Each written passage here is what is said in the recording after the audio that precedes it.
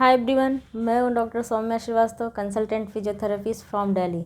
तो आज के इस वीडियो में मैं आपसे डिस्कस करूंगी विटामिन डी के बारे में। विटामिन डी के बारे में पूरा डिटेल आपको बताऊंगी। तो चलिए स्टार्ट करते हैं। विटामिन डी, पहले मैं बताऊं कि हमारी बॉडी में दो तरह की विटामिन होते हैं। एक होते हैं फैट सॉल्युबल, एक होते हैं वाटर सॉल्युबल। फैट सॉल्युबल का मतलब क्या होता है? एक होते हैं फैट में मिलने वाले विटामिन, मतलब वसा में मिलने वाले। दूसरे होते हैं वाटर सॉल्युबल, जो कि पानी में मिलते हैं। वाटर सॉल्युबल मतलब पानी में मिलने वाले, मिलने का मतलब उसमें घुल जाने वाले हैं। जैसे आप कोई भी सोर्स ले रहे हो विटामिन का, वो विटामिन कहाँ स्टोर हो रहा है? कोई पानी में जाके मिल रहा है और कोई आपके फैट में जाके मिल रहा है। तो vitamin D fat soluble vitamin है। इसका मतलब कि ये फैट में जाके स्टोर होता है। तो इसी वजह से ये काफ़ी टाइम तक, मतलब लॉन्ग टाइम तक ये हमारी बॉडी में स्टोर रहता है। अब मैं आपको बताती हूँ विटामिन डी का मेन फंक्शन। सबसे मेन फंक्शन होता है विटामिन डी का कि कैल्शियम और फॉस्फेट को एब्जॉर्ब करना। कैल्शियम को एब्जॉर्ब करने का सबसे मेन फंक्शन होता है, क्योंकि अगर कैल्शियम, विटामिन डी नहीं रहेगा बॉडी में तो ये कैल्शियम को एब्जॉर्ब नहीं, मतलब स्टोर नहीं कर पाएगा, कि ये इसको स्टोर करने का काम करता है। तो आपने देखा होगा कि आप जब भी किसी डॉक्टर के पास जाते हो, अगर वो आपको कोई भी विटामिन डी का टेस्ट लिखता है तो उसके साथ साथ वो कैल्शियम का भी लिखता है, क्योंकि ये दोनों इंटर रिलेटेड हैं। अगर विटामिन डी की कमी होगी तो कैल्शियम को वो एब्जॉर्ब नहीं कर पाएगा। तो अब चलते हैं कि सबसे मोस्ट कॉमन लोग कौन होते हैं जिनमें विटामिन डी की कमी होती है। तो सबसे मोस्ट कॉमन लोग होते हैं फीमेल एवं 45, मतलब जो फीमेल 45 से ज़्यादा उम्र की होती हैं, उनमें ये विटामिन डी की कमी ज़्यादा पाई जाती है, क्योंकि उनके आफ्टर 45 उनका मेनोपॉज पीरियड स्टार्ट होता है। मतलब उनका पीरियड, जो मासिक धर्म होता है, जो वो स्टॉप हो जाता है, और उसके बाद से वो उनका ये विटामिन डी की कमी स्टार्ट हो जाती है, क्योंकि बहुत सारे हार्मोनल चेंजेस होते हैं बॉडी में, जिसकी वजह से विटामिन डी की कमी हो जाती है और कैल्शियम की भी कमी होती है।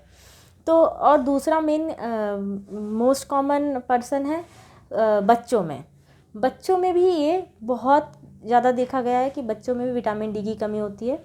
और बहुत सारे बच्चों में तो ऐसा भी होता है कि विटामिन डी की कमी की वजह से उनके टीथ ज़्यादा देर में निकलते हैं, क्योंकि जैसे मैंने बताया कि अगर विटामिन डी की कमी होगी तो कैल्शियम की भी कमी होगी। अगर कैल्शियम की कमी होगी बच्चों में तो दांत उनके देर में निकलेंगे, और इसकी वजह से, विटामिन डी की कमी की वजह से, उनको बोन में टेढ़ापन भी होता है। ये बहुत लास्ट स्टेज है, मतलब काफ़ी ज़्यादा कमी होगी, बहुत ज़्यादा दिक्कत होगी, तभी ये सीन होता है कि उनके बोन टेढ़े हो जाते हैं।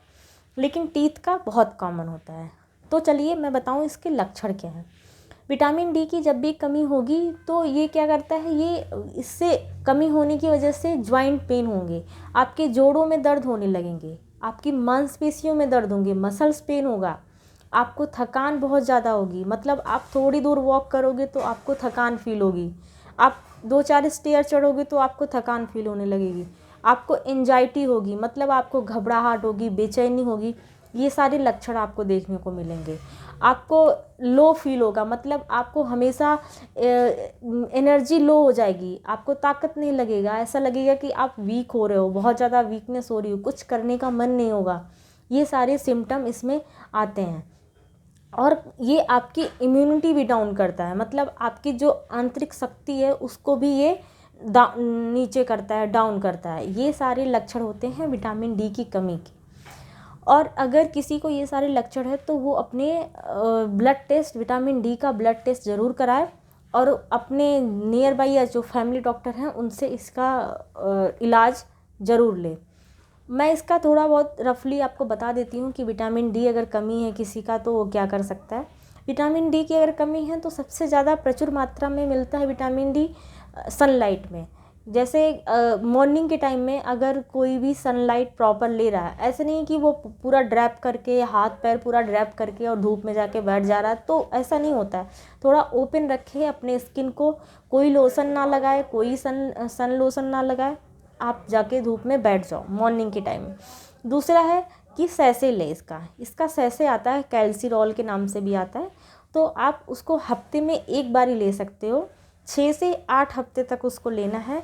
उसके बाद अगर फिर आप टेस्ट कराओ अपना, अगर तब भी आपको लगता है कि आपकी विटामिन डी कम है तो आपको उसको महीने में एक बार ही कम से कम 3 महीने तक आप ले सकते हो। तो किसी को भी ये सिम्टम हो तो अपना ब्लड टेस्ट कराएं और अपना इलाज कराएं। Thank you.